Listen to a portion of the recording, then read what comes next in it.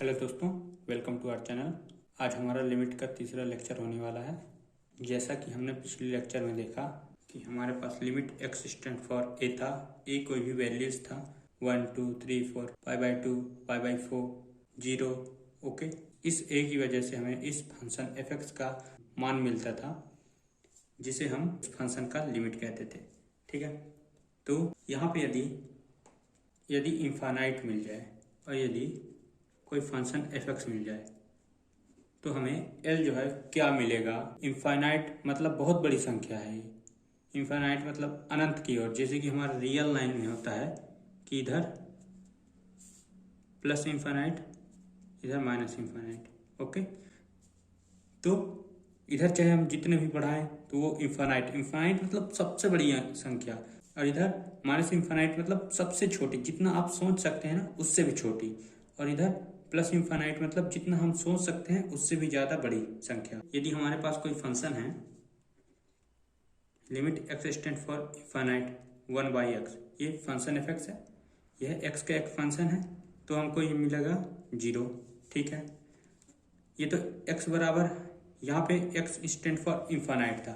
यदि हमें limit x stand for 0 मिले और यदि x 1/x मिले तो ये क्या मिलेगा, हमें इनफाइनाइट मिलेगा। मतलब यदि हम यहाँ पे x का मान इनफाइनाइट रख रहे हैं तो हमको 0 मिल रहा है, यहाँ पे हम 0 रख रहे हैं तो यहाँ पे इनफाइनाइट मिल रहा है। मतलब हम इस लेक्चर में इनफाइनाइट के हिसाब से क्वेश्चंस देखेंगे और कुछ महत्वपूर्ण सीमाएं देखेंगे। तो चलिए सीमाएं देखते हैं। उससे पहले यदि यहाँ पे देख लेते हैं लिमिट एक्स स्टैंड फॉर 1/इनफाइनाइट, x stand for infinite 1/x है तो हमें 0 मिलेगा। और फिर यदि limit x stand for infinite है 1/x², ये भी 0 मिलेगा। और यहाँ पे limit x stand for infinite है और 1/1 + x है। x की मान, यदि हम x का मान इनफाइनाइट रखेंगे तो मतलब इनफाइनाइट से भी एक बढ़ के, मतलब वो भी बहुत बड़ा होगा, तो वो और बटे में है तो 0 होगा। ठीक है, इसी प्रकार यदि हमारे पास लिमिट है x स्टैंड फॉर इनफाइनाइट है 1/x-1 है, मतलब इनफाइनाइट से एक कम, मतलब इनफाइनाइट ही समझ लो ना, वो भी बटे में है तो ये 0 होगा। इसी प्रकार यदि हम इनफाइनाइट में एक जोड़ें या फिर एक घटाएं तो इनफाइनाइट में कोई फर्क नहीं पड़ने वाला, इसीलिए यहाँ पे 0 ही मिलेगा। चलिए इंपॉर्टेंट लिमिट्स देखेंगे।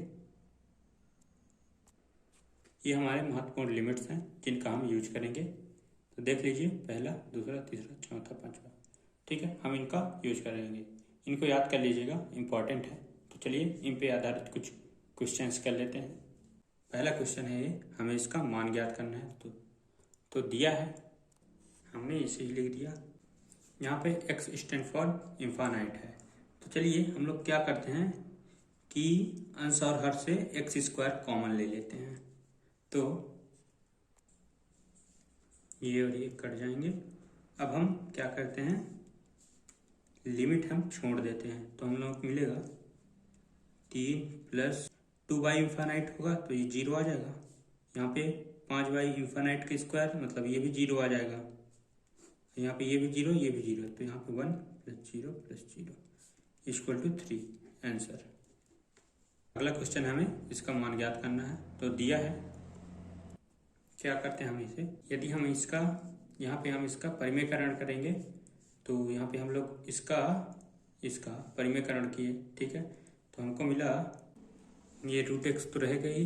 अब यहाँ पे इसका स्क्वायर हो जाएगा माइनस, अब देखिए यहाँ पे ये प्लस का ये माइनस का, तो माइनस हो जाएगा, माइनस √²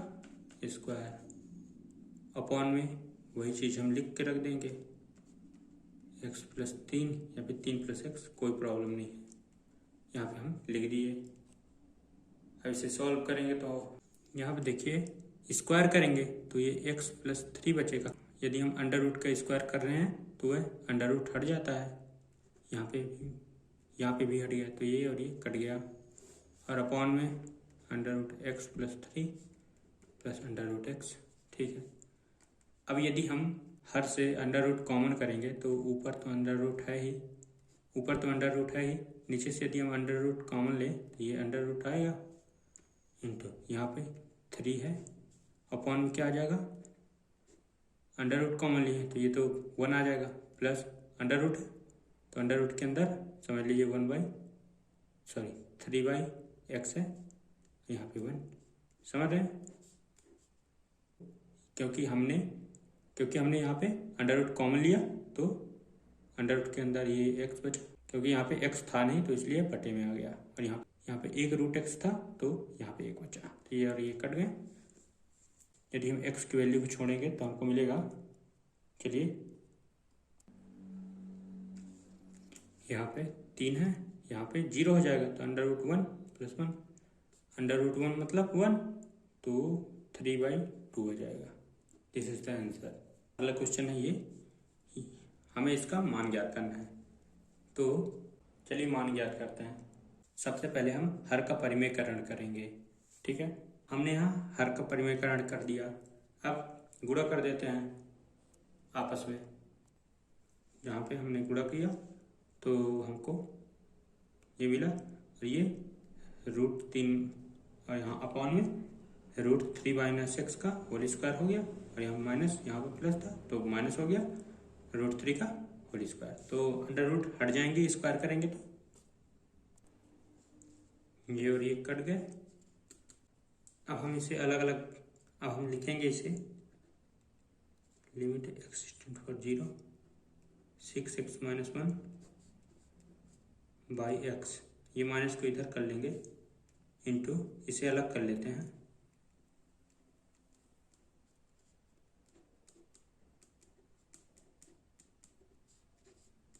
ठीक है। इसे अलग कर लिए, ये वाली वैल्यू यहाँ से, माइनस नहीं, माइनस से नहीं, यहाँ से देखिए 6 पावर में x - 1 बाई x, ये वाला फॉर्मूला है क्या, तो हमको मिलेगा log e base equal to minus log e base e की जगह में 6 है तो 6 आ गया, और यहाँ पे हम लिमिट को छोड़ देंगे तो यहाँ पे अंडर रूट 3 - 0 प्लस 0, तो हमको मिला, सॉरी यहाँ पे हमें 3 लिखना था क्योंकि यहाँ पे 3 किए थे, सॉरी इसके लिए। तो ये भी 3 होगा, ये भी 3 होगा, ये भी 3 होगा, तो √3 तो माइनस का 2√3 log 6, this is the answer. अगला क्वेश्चन हमें इसका मान ज्ञात करना है, तो चलिए करते हैं। यहाँ पे हमें एक चीज़ देखें, 1 - cos x है, ठीक है। तो हम जानते हैं, यहाँ पे फॉर्मूला देख लेते हैं क्या होता है। cos 2a का फॉर्मूला होता है 1 - 2 sin स्क्वायर a, ठीक है।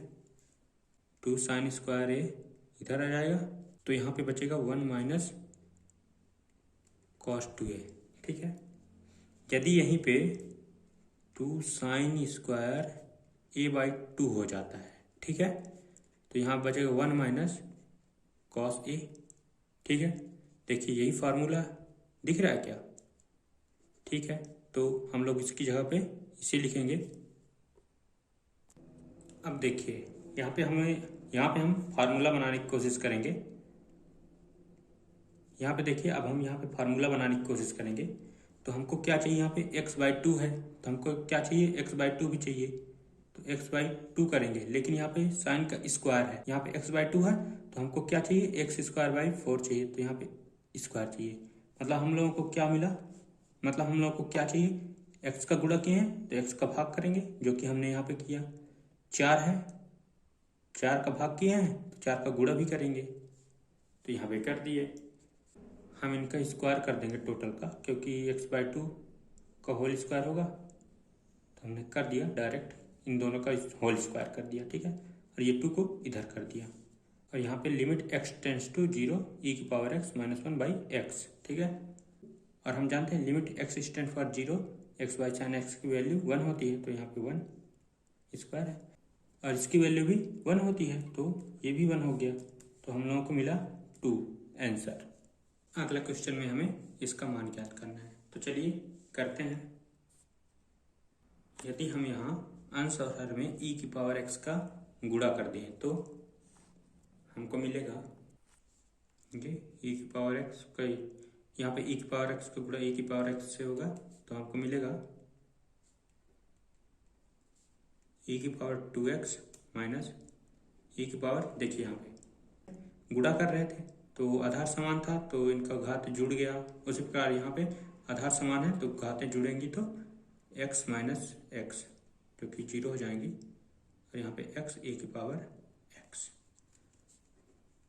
तो हम लोग को मिलेगा ये तो e की पावर 2x और माइनस में 1 आ जाएगा क्योंकि e की पावर 0 में 1 आ जाएगा, क्योंकि हम जानते हैं किसी भी संख्या की पावर में 0 आता है तो वह एक वैल्यू देता है, ठीक है। और y में x e की पावर x। अब हम यहाँ पे फार्मूला बनाने की कोशिश करेंगे। e की पावर 2x बाई x तो है, 2 की ज़रूरत है और यहाँ पे माइनस 1 है ना, ठीक है। इनटू क्या हो जाएगा, 2 का भाग किए हैं तो 2 का गुणा करेंगे, यहाँ पे e की पावर x। यहाँ पे देखिए ये वाली वैल्यू है ना, ये वाले हम पढ़े हैं, ये वाली लिमिट का यूज होगा तो यहाँ पे 1 आएगा। तो सबसे पहले हम इसे अलग अलग कर लेते हैं, उसमें भी लगेगा ना।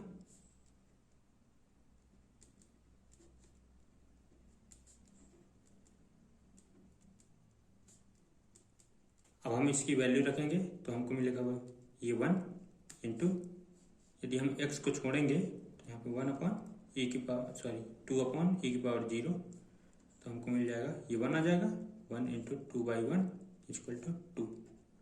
This is the answer. और हम यहाँ पे लिख देंगे कि limit x tend for 0 e की power x minus 1 by x equal to 1 होता है। वीडियो यदि पसंद आया हो तो लाइक करें और दोस्तों के साथ शेयर करें। Thank you.